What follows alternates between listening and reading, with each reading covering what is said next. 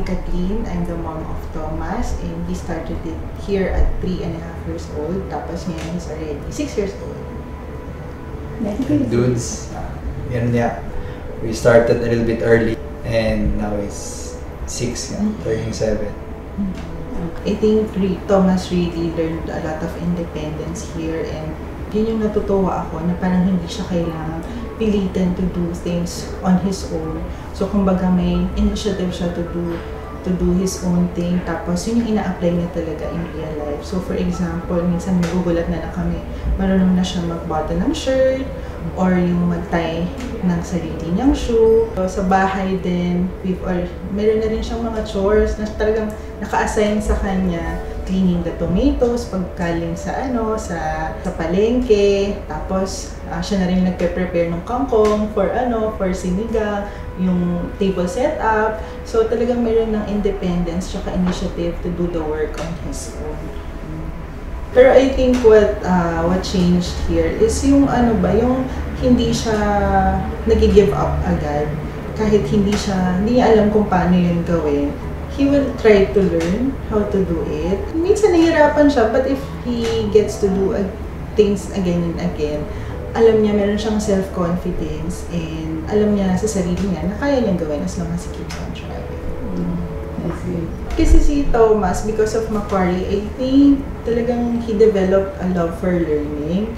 Every day, sobrang excited siyang pumasok sa school and preparing ano yung isusuot niya, ano yung kakainin niya, gano'n. Siguro nga dahil Montessori method, parang he doesn't feel pressured or frustrated to do a task or a work.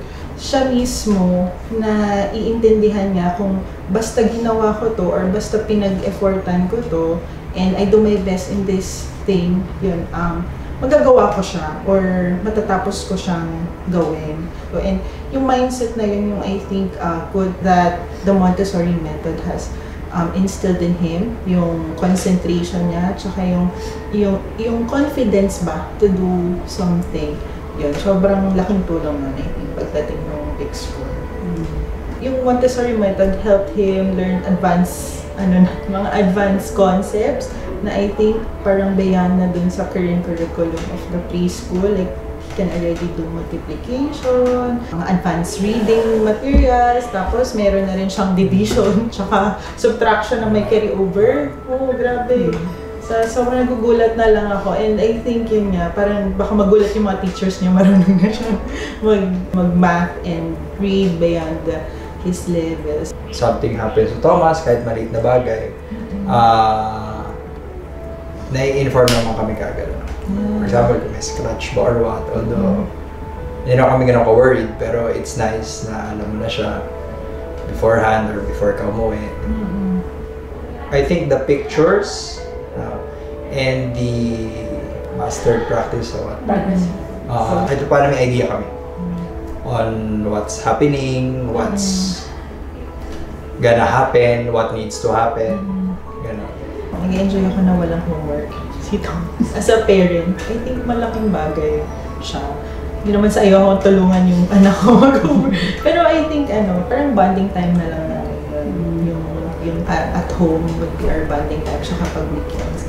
Tapos I really appreciate also the photos mo. Parang bira yung makikita mo yung anak mo sa school, lalo na kami na hindi naman namin siya nakikita the whole day kasi we have to work 8 to 5, diba? So, na-appreciate ko. Parang something that I look forward to siya. I think the method or the Montessori method forces talaga the educator to be engaged. Ma-recommend ko talaga siya. It really will be a big investment, pero ask any other parent. It's a simple yes. Never no. Sinasala nila talaga yung teachers to fit dun sa strategy and yung method of teaching, which I think is okay. I think yung formative years din talaga is very important lalo na itong natututo sila paano mag-aral. If you want something or if you're a parent like me na gustong ma-focus yung academics, yung virtues niya, tapos yung culture din niya, tsaka yung view of the world. Macquarie is a good option. So it's very holistic yung approach niya. So lahat talaga yung focus niya. So I think yun yung helpful talaga for me as a parent. Thank you!